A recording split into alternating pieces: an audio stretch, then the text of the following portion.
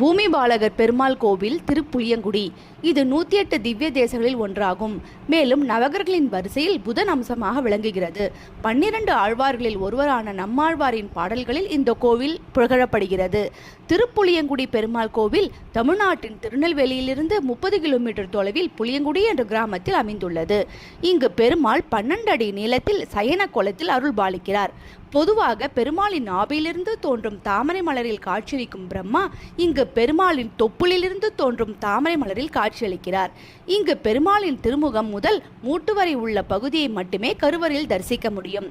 பிரகாரத்தில் உள்ள சாளரத்தின் வழியாகத்தான் இவரின் பாதங்களை நன்றாக தரிசிக்க முடியும்.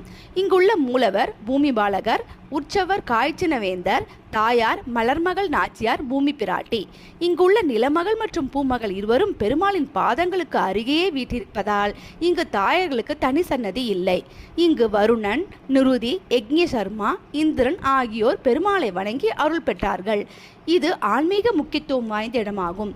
இங்கு பக்தர்கள் செழிப்பு, வெற்றி மற்றும் கிரகதோஷிலிருந்து நிவாரணம் பெற பூமி பாலகர் பெருமாளின் ஆசியை நாடுகிறார்கள். திருவிழாக்கள் வைகுண்ட ஏகாதசி கோயிலில் கொண்டாடப்படும் மிக முக்கியமான பண்டிகையில் ஒன்று. பிரம்மோற்சவம் தமிழ் மாதமான வைகாசியில் நடைபெறும்.